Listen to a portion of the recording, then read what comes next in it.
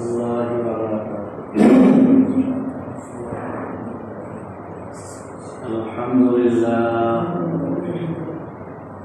Alhamdulillah wa kafa wa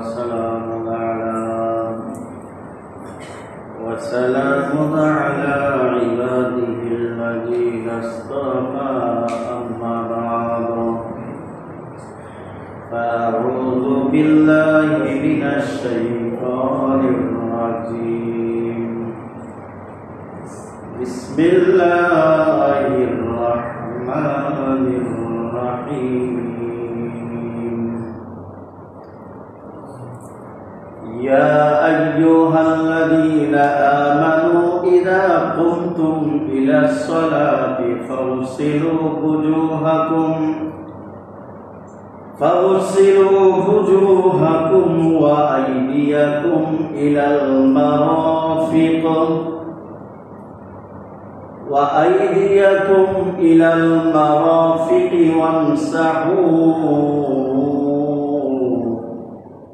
wamsahu bi ru'usikum wa arjulakum ka'bayn.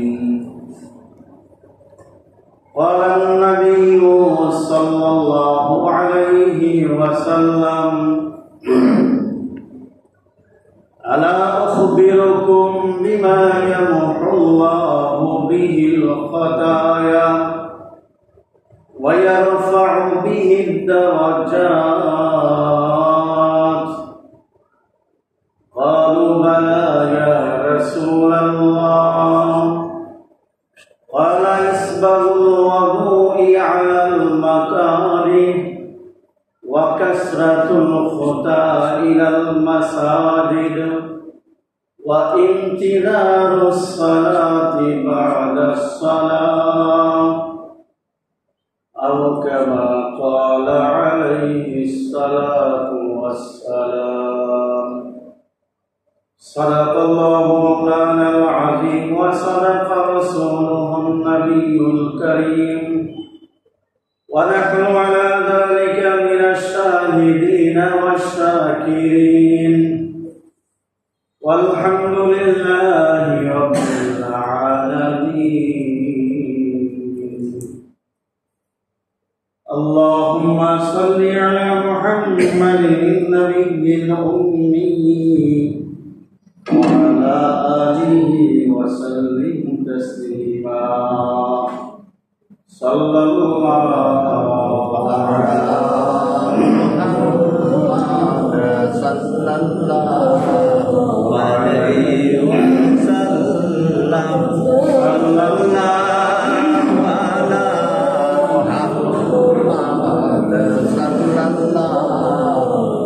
alaihi wasallam. Dil mein hai arju aur hai tamanna, dekha de ilahi mujhe रोज़ाए Medina. सल्लल्लाहु अला मुहम्मद सल्लल्लाहु अलैहि वसल्लम। सल्लल्लाहु अला मुहम्मद सल्लल्लाहु अलैहि वसल्लम। ला ilaha illallah, la ilaha illallah, la ilaha illallah, la ilaha illallah,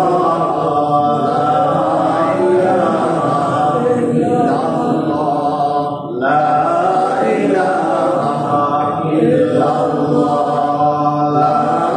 ilaha illallah.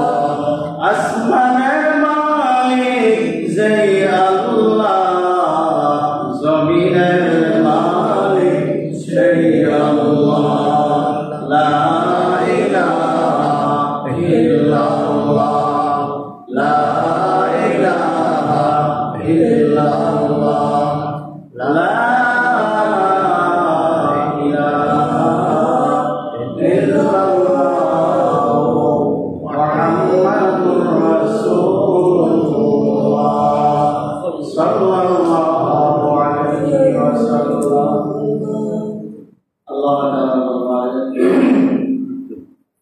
Lakh কোটি শুকরিয়া যে মহান আল্লাহ তাআলা আমাদিগকে শাওয়াল মাসের শাওয়াল চাঁদের দ্বিতীয় জুমা পবিত্র জুমা মুবারকে আল্লাহ তাআলা পবিত্র মসজিদে আসা বসা এবং কিছু কথা বলা মাওয়া পাকে শ্রদ্ধা দেওয়ার মতো তৌফিক দান করেছেন। সেজন্য মন থেকে কালিমাতুশ শুকর আদায় করে আলহামদুলিল্লাহ। মুহতারাম হাজিরিন, গত জুমায় আলোচনা করেছিলাম মাহে রমজানের কি শিক্ষা ছিল, মাহে রমজান আমাদেরকে কি শিক্ষা দিয়ে গেছে সে সম্পর্কে আলোচনা হয়েছিল। আজ আলোচনা হবে আমাদের মুসলমানদের জন্য সর্বোত্তম ইবাদত হলো নামাজ। সে নামাজ ইবাদত সহিহ হওয়ার জন্য আমাদের যে কাজটি করতে হবে সেটি হলো ওযু করতে হবে। সেই ওযু সম্পর্কে আল্লাহ রাব্বুল আলামিন পবিত্র কোরআনুল কারীমে কিভাবে ওযু করবে আল্লাহ রাব্বুল আলামিন সে নিয়ম, সে কানুন, সে রীতি আল্লাহ বর্ণনা করেছেন। সূরাতুল মাইদা 6 নম্বর আয়াতে আল্লাহ রাব্বুল আলামিন নামাজের পূর্বে শর্ত হলো ওযু করা। সে ওযু কিভাবে করবে সে সম্পর্কে আল্লাহ রাব্বুল আলামিন সূরাতুল মাইদা 6 নম্বর আয়াতে ওযু সম্পর্কে আলোচনা করেছে। আল্লাহ তাআলা বলেন, ইয়া আইয়ুহাল্লাযীনা আমানু ইযা কুমতুম ইলাস সালাতি, হে ঈমানদার বান্দা ও বান্দীরা, ইযা কুমতুম যখন তোমরা দণ্ডায়মান হবে, দাঁড়াবে, ইলাস সালাতি কিসের জন্য? নামাজের জন্য। ফাগসিলু ওজুহাকুম তখন তোমরা তোমাদের চেহারাগুলোকে ধৌত করো। ফাগসিলু ওজুহাকুম ওয়া আইদিয়াকুম তোমাদের চেহারা ধৌত করো আর তোমাদের হাত ধৌত করো। ইলাল মারাফিক কনি সহ, মারাফিক শব্দের অর্থ হলো কনি, কনি সহ তোমাদের হাত ধৌত করো। ওয়ামসাহু বিরুসিকুম এবং তোমাদের মাথা মাসেহ করো। ওয়া আরজুলাকুম এবং তোমাদের পা ধৌত করো। ইলাল কাবাইনি টাকনু সহ। তাহলে এখানে আল্লাহ রাব্বুল আলামিন ওযু সম্পর্কে বর্ণনা করেছেন। আর ওযু এমন একটি ইবাদত যে মুসলমান সবসময় ওযুর সাথে থাকবে। এই অবস্থায় যদি তার মরণ হয়, তার মরণটা হবে শহীদি মরণ। সুবহানাল্লাহ। সেজন্য কোনো মুসলমানের উচিত নয় ওযু থাকা, ওযু ছাড়া থাকা। ওযুর সাথে সর্বক্ষণ থাকা এটা ফরজ, ওয়াজিব নয়, তবে ভালো হলো ওযুর সাথে থাকা। ওযু যখনই চলে যাবে তখনই ওযু করে নেওয়া। সেই সম্পর্কে এই আয়াতের তাফসীর সম্পর্কে বিভিন্ন হাদিসের কিতাবের মধ্যে বর্ণিত আছে। মুসলিম শরীফের হাদিস, এটা পৃথিবীর দ্বিতীয় বিশুদ্ধ কিতাব। প্রথম কিতাব হলো কিতাবুল্লাহ, আল্লাহ তাআলার কোরআনুল কারীম। তারপরে দ্বিতীয় কিতাব হলো আস-সহিহুল বুখারী। পৃথিবীর মধ্যে 3 নাম্বার সিরিয়ালে 3 এই কিতাবটির নাম হলো, এই হাদিস শরীফের নাম হলো মুসলিম শরীফ। কি শরীফ? মুসলিম শরীফ। সেই মুসলিম শরীফের 127 নম্বর পৃষ্ঠা ইমাম মুসলিম রাহমাতুল্লাহি আলাইহি সহিহ riwayate বিশ্ববিখ্যাত সাহাবী আবু হুরায়রা রাদিয়াল্লাহু তাআলা আনহু থেকে তিনি riwayat এনেছেন। আর আবু হুরায়রা রাদিয়াল্লাহু তাআলা আনহু قال قال النبي صلى الله عليه وسلم الا اخبركم بما يمحو الله به الخطايا।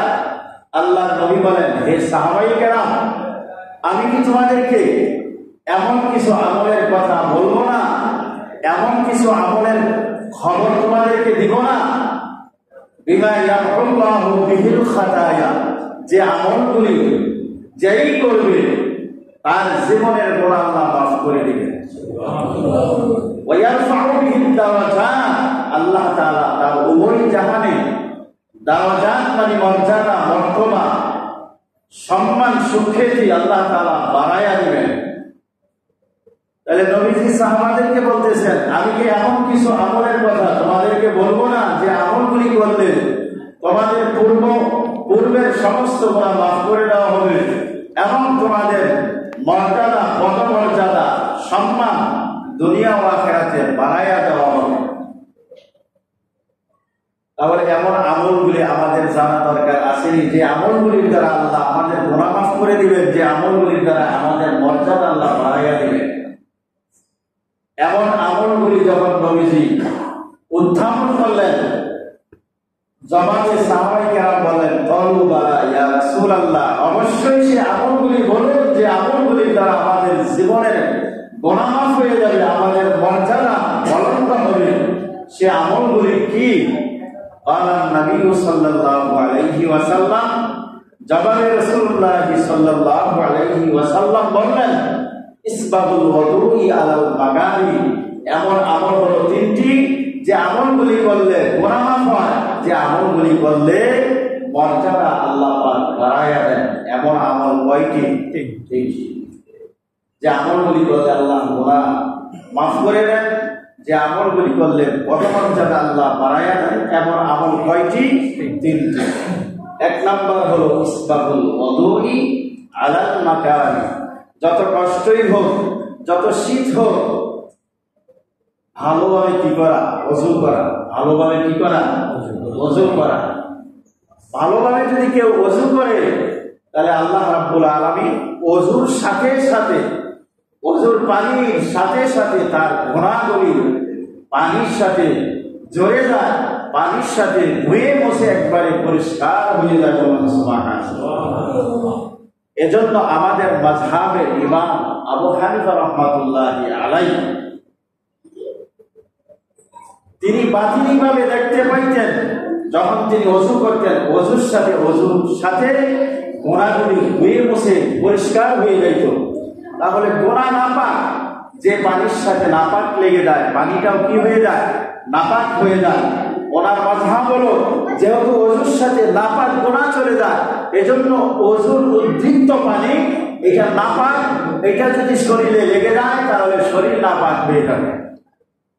আমরা যে ওযু করি, ওযুর উদ্বৃত্ত পানিটা তিনার থিওরি অনুযায়ী এটা নাপাক, কারণ ওযুর পানির সাথে বান্দার কি যায়? গুনাহ যায়। আর গুনাহ ময়লা, গুনাহ নাপাক। এজন্য ওযুর উদ্বৃত্ত পানিটা ওনার মাযহাবে, ওনার থিওরি অনুযায়ী কি? নাপাক। কিন্তু ফতোয়া হলো, ওযুর উদ্বৃত্ত পানি সেটা নিজে পাক, কিন্তু অন্যকে পাক করতে পারে না। এটা মাই মুস্তাহমাল, ব্যবহারকৃত পানি।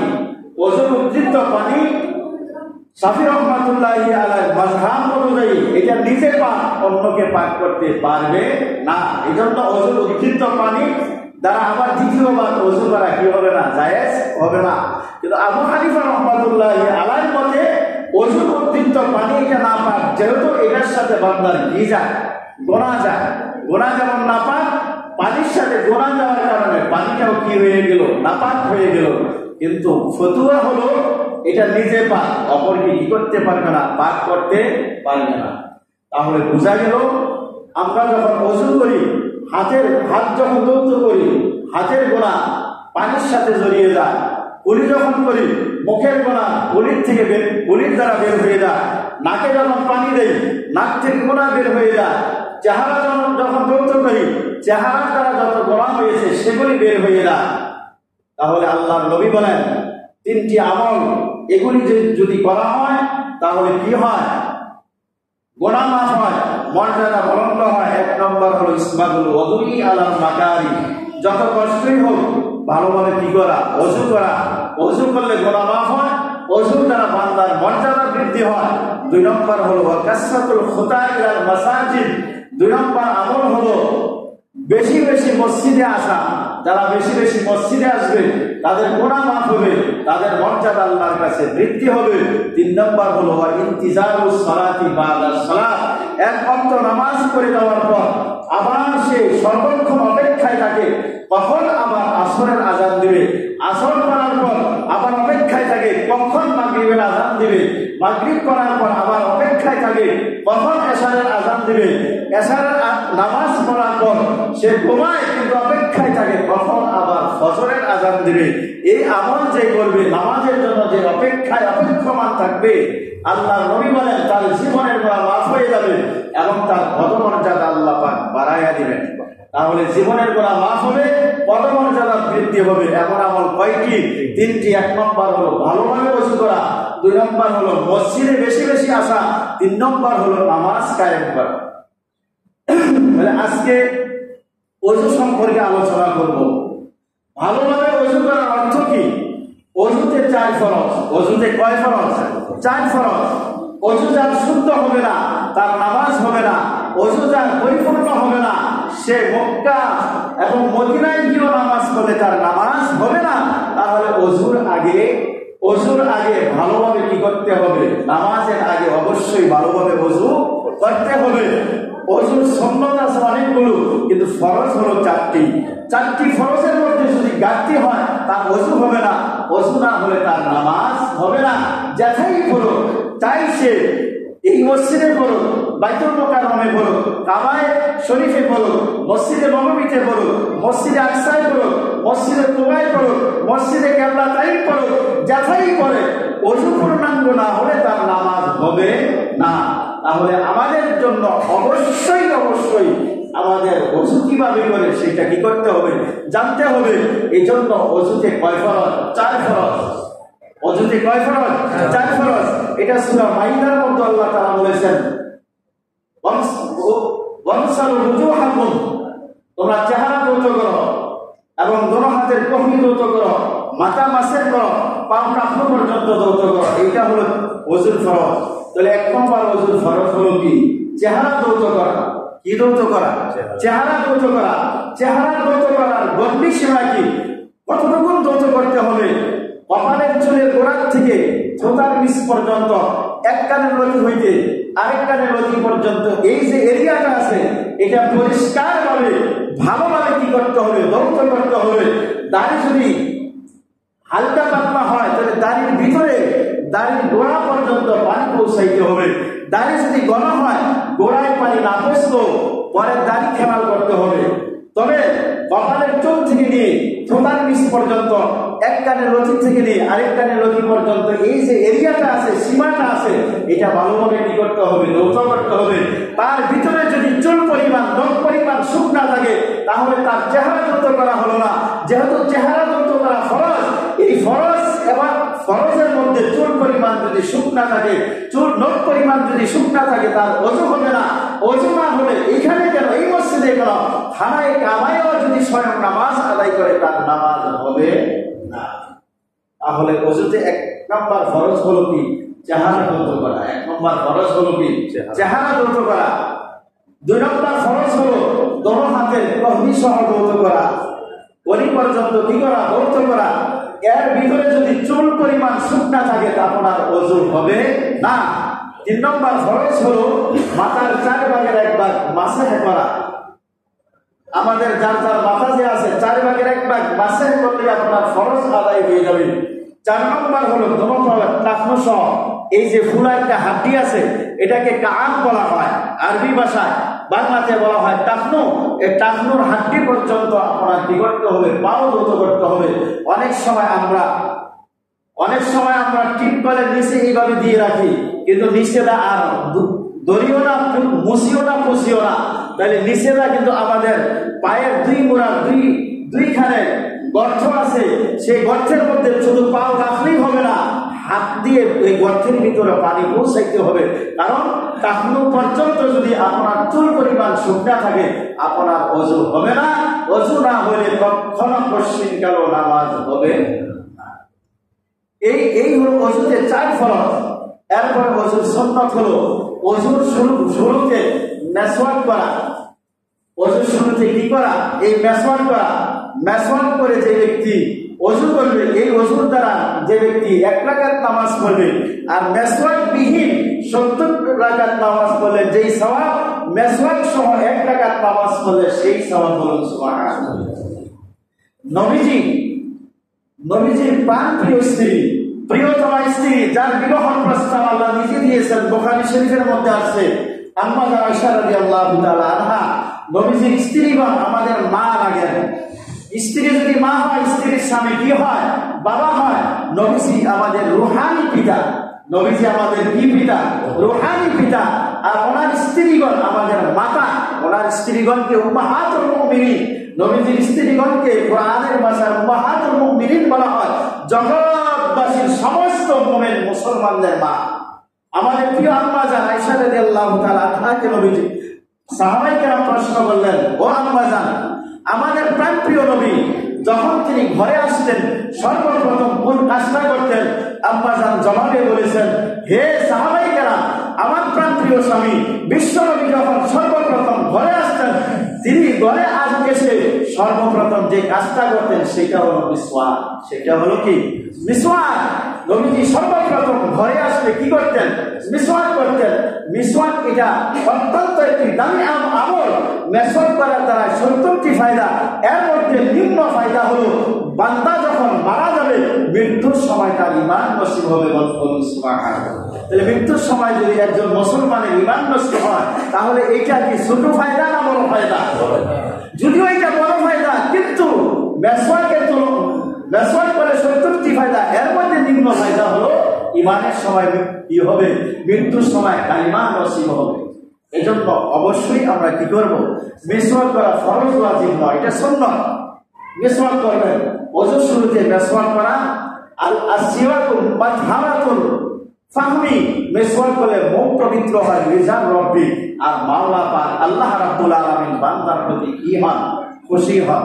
এটা অত্যন্ত একটা দামি আমল। মিসওয়াক সহকারে ওযু করব। তাহলে বলা হয়েছে যে ব্যক্তি 3টি আমল করবে তার গুনাহ মাফ হবে। 1 নম্বর হলো ভালোভাবে কি করা? ওযু করা। ওযুর দ্বারা কিভাবে গুনাহ মাফ হয়? নবীজি হাদিস শরীফের মধ্যে সে দৃষ্টান্ত স্থাপন করেছেন। নাসাই শরীফের হাদিস। পৃথিবীর মধ্যে 6টা হাদিসের কিতাব বিশুদ্ধ, এজন্য এই 6টা কিতাবকে সিয়াসিত্তা বলা হয়, মানে বিশুদ্ধ 6টা হাদিসের কিতাব। এর মধ্যে একটি হলো, 1 নম্বর হলো বুখারী শরীফ, 2 নম্বর মুসলিম শরীফ, 3 নম্বর তিরমিজি শরীফ, 4 নম্বর আবু দাউদ শরীফ, 5 নম্বর নাসাই শরীফ, 6 নম্বর ইবনে মাজাহ শরীফ। এই 6টি হাদিসের কিতাব এই বিশ্বে, এই হাদিসের কিতাবগুলিকে সমস্ত আলেম, ইমাম, ওলামা বিশুদ্ধ বলে ঘোষণা করেছেন। তার 5 নম্বর কিতাবের নাম হলো নাসাই শরীফ। নাসাই শরীফের 14 নম্বর পৃষ্ঠার মধ্যে ওযুর দ্বারা যে বান্দার গুনাহ মাফ হয়, নবীজি একটি দৃষ্টান্ত স্থাপন করেছেন। পালান নবী সাল্লাল্লাহু আলাইহি ওয়াসাল্লাম, ইযা তাআজ্জাল মুমিনু, বান্দা যখন ওযু করে, ফামাজমাজা খারাজাতিল খাতায়া মিন ফাইহি, বান্দা যখন ওযু করতে গিয়ে, ওযু করার সময় আমরা সর্বপ্রথম যে কাজটি করি সেটি কি করি? কুলি করি। 3 বার কুলি করা, এটা হলো সুন্নাত। কুলি করা কিন্তু ফরজ নয়। 3 বার কুলি করা সুন্নাত। আল্লাহর নবী বলেন, ইজা মাজমাজা খারাজাতিল খাতায়া মিন ফাইহি, বান্দা যখন কুলি করে, মুখ দ্বারা যত গুনাহ হয়েছে কুলির পানির সাথে বান্দার গুনাহ বের হয়ে যায়। ওয়া ইজা ইস্তামসারা, বান্দা যখন কুলি করার পর নাকে পানি দেয়, 3 বার নাকে পানি দেওয়া সুন্নাত। ইজা ইস্তামসারা মিনাল মাই, বান্দা যখন ওযু করতে নাকে পানি দেয়, খারাজাতিল খাতায়া মিন আনফিহি, নাকের ভিতরে যত গুনাহ লুকাইয়া ছিল ওই পানির সাথে নাকের গুনাহ বের হয়ে যায়। ওয়া ইজা গাসালা ওয়াজহাহা, যে ব্যক্তি ওযু করতে গিয়ে চেহারা ধৌত করবে, খারাজাতিল খাতায়া মিন ওয়াজহিহি, চেহারা থেকে সমস্ত গুনাহ বের হয়ে যাবে। হাত্তা তাখরুজা মিন তাহতি আসফারি আইনাইহি, এমনকি আসফার শব্দের অর্থ হলো ব্রু, ব্রুয়ের নিচে যে গুনাহ লুকায়িত আছে এটাও চেহারা ধৌত করার সময় ব্রুয়ের নিচের গুনাহ বের হয়ে যায়। ওয়াইদা গাসালা ইয়াদাইহি, বান্দা যখন ওযুর সময় 2 হাত ধৌত করে, খারাজাতিল খাতায়া দ্বারা বান্দা যত গুনাহ করেছে সেটা বের হয়ে যায়। হাত্তা তাখরুজা মিন তাহতি আসফারি ইয়াদাইহি, এমনকি বান্দা হাত ধুতে গিয়ে তার দুই হাতে যে 10 আঙ্গুল আছে, 10 আঙ্গুলের নখের নিচে যে গুনাহ লুকায়িত আছে, এটাও বান্দা ওযু করার সময় যে হাত ধৌত করে, হাত ধৌত করার সময় বান্দার ওই নখের নিচের গুনাহ বের হয়ে যায়। ওয়াইজা মাসাহা রাসাহু, বান্দা যখন মাথা মাসে করে, খারাজাতিল খাতায়া মিন রাসিহি, মাথার দ্বারা বান্দা যত গুনাহ করেছে সেগুলি বের হয়ে যায়। হাত্তা তাখরুজা মিন উজনাইহি, বান্দার কানের নিচে যে গুনাহ ছিল, কানের ভিতরে যে গুনাহ ছিল, ওই গুনাহ মাথা মাসে করার সময় বের হয়ে যায়। ওয়াইজা গাসালা রিজলাইহি, বান্দার শেষ আমল হলো ওযু করার সময় যখন দুই পা ধৌত করে, খারাজাতিল খাতায়া মিন রিজলাইহি, বান্দার দুই পা ধৌত করার সময় পা দ্বারা বান্দা যত গুনাহ করেছে সেগুলি বের হয়ে যায়।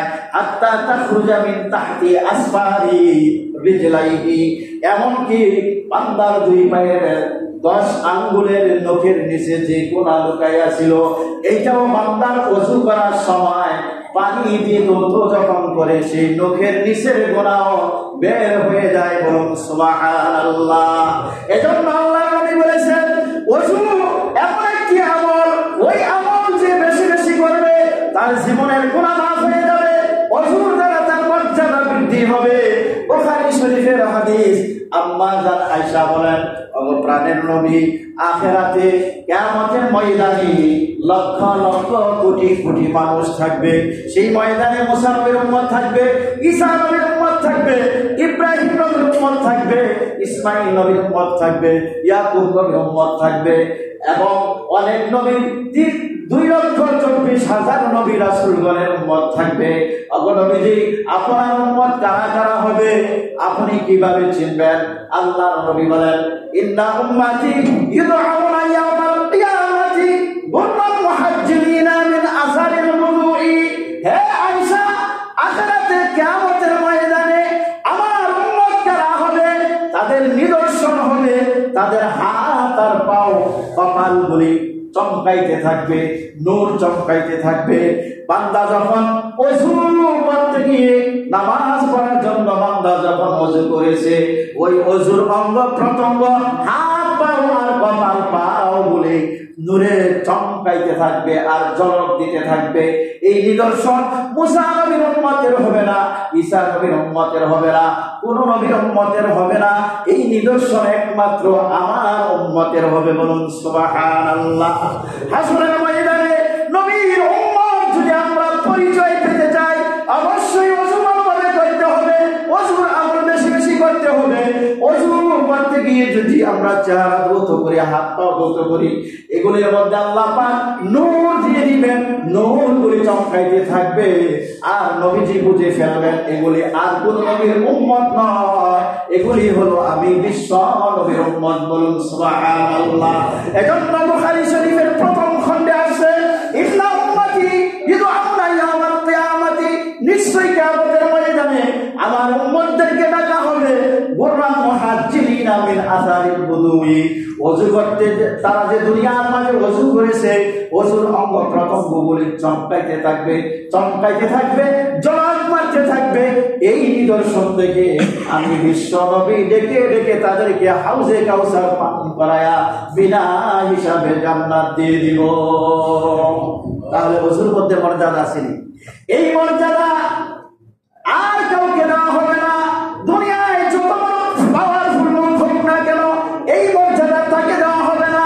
যদি দুনিয়ার মধ্যে সে ওযু আমল ঠিক রাখে, হোক না সে রিকশার ড্রাইভার, ঠেলা গাড়ির ড্রাইভার হোক, যে কেউ হোক, পদমর্যাদা থাকবে না থাক, ওযুর আমল যদি দুনিয়ায় ঠিক থাকে, ওই কিয়ামতের ময়দানে তাকে এই প্রদত্ত মর্যাদা দান করা হবে। এরপরে বুখারী শরীফের মধ্যে আছে বিশ্ববিখ্যাত সাহাবী আমিরুল মুমিনিন ওমর ইবনে খাত্তাব রাদিয়াল্লাহু তাআলা আনহু থেকে বর্ণিত, ক্বালা নবী সাল্লাল্লাহু আলাইহি ওয়াসাল্লাম, মান তাআজ্জানা ফাহসানাল ওযুয়া সুম্মা ক্বালা আশহাদু আল্লা ইলাহা ইল্লাল্লাহ ওয়া আশহাদু আন্না মুহাম্মাদান আবদুহু ওয়া রাসূলুহু ফুতিহাত লাহু সামানিয়াতু আবওয়াবিল জান্নাহ তাদখুলু মিন আইয়ি আবওয়াবি শাআ। যে ব্যক্তি ভালোভাবে ওযু করার পর এই দোয়া পাঠ করবে, যে ব্যক্তি ভালোভাবে ওযু করলো, ভালোভাবে ওযু করে কয় এর আগে যে আমি বর্ণনা দিয়েছি এইভাবে ওযু করে যে ব্যক্তি ওযুর শেষে কালিমা শাহাদাত পাঠ করবে আশহাদু আল্লা ইলাহা ইল্লাল্লাহু ওয়া আশহাদু আন্না মুহাম্মাদান আবদুহু ওয়া রাসূলুহু, এই কালিমা শাহাদাত যে পাঠ করবে আল্লাহ নবী বলেন ফুতিহাত লাহু সামানিয়াতু আবওয়াবিল জান্নাহ। আমরা সকলে জানি জান্নাত 8টা, এক একটা জান্নাতের 8টা করে দরজা, তাহলে 8 8 64। যে ব্যক্তি ওযু করে কালিমা শাহাদাত পাঠ করবে তাদের জন্য মাওলা আল্লাহ রাব্বুল আলামিন ওই জান্নাতের 64টা দরজা খুলে দেওয়া হবে। ইয়াদখুলু মিন আইয়িহা শাআ, ওই ব্যক্তি যেই কোন দরজা দিয়ে ইচ্ছা বেহেশতে যেতে পারবে। তাহলে আমলটা অত্যন্ত কঠিন নাকি? একবারে সহজ। ওযু ভালোভাবে করে কালিমা শাহাদাত পাঠ করব আশহাদু আল্লা ইলাহা ইল্লাল্লাহু ওয়া আশহাদু আন্না মুহাম্মাদান আবদুহু ওয়া রাসূলুহু, এটা পাঠ করে ফুতিহাত লাহু, তার জন্য খুলে যাবে সামানিয়াতু আবওয়াবিল জান্নাহ। সামানিয়া আরবিতে হলো 8, জান্নাতের 8 দরজা তার জন্য খুলে দেওয়া হবে।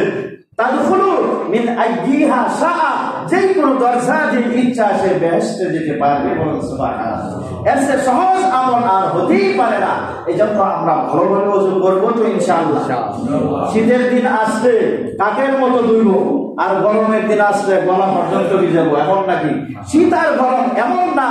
মুসলমান গরমকে শীতকে ভয় করে না, কারণ ওযু হলো মাওলার সাথে সাক্ষাতের মাধ্যম। ভালোভাবে যদি ওযু করা হয় তার গুনাহ মাফ হয়, পদমর্যাদা আল্লাহ তাআলা বাড়াইয়া দেয়। তাহলে গুনাহ মাফ এবং পদমর্যাদা বাড়াইয়া দিবে 3টি আমলের দ্বারা। 1 নম্বর হলো ভালোভাবে কি করা? ওযু করা। অবশ্যই এগুলি আমরা ভালোভাবে ওযু করব। এই ধরনের আলোচনা মাহফিলে সচরাচর হয় না, কারণ এই ধরনের আলোচনা হলে মাহফিল জমবে না, মাহফিল না জমলে পরবর্তীতে দাওয়াত পাওয়া যাবে না। ওযু আর গোসল এটা মুসলমানের জন্য কম্পালসারি একটা ডিউটি এবং অত্যন্ত গুরুত্বপূর্ণ একটি আমল। এগুলি কিন্তু মাহফিলে ওয়াজ মাহফিলে আলোচনা হয় না। ওয়াজ মাহফিলে বর্তমানে আলোচনা হয় কিচ্ছা কাহিনী, এগুলি বক্তা কিভাবে আসলো, বাস পায়টায় ছাড়লো, কি করলো না করলো, এগুলি বেশিরভাগ আলোচনা হয়। এগুলি আমাদের কম্পালসারি আমল। ওযু ভালোভাবে না হলে তার নামাজ হবে না। আল্লাহ রাব্বুল আলামিন আমাদেরকে এইভাবে যেন আমরা ভালোভাবে ওযু করে আল্লাহর শ্রেষ্ঠ আমল নামাজ যেন আমরা পড়তে পারি, আল্লাহ তাআলা সেই তৌফিক দান করুক। সকলে বলুন আল্লাহুম্মা আমিন। আমা আলাইনা ইল্লাল বালাগ। যারা সুন্নাত পড়ে না, যারা সুন্নাত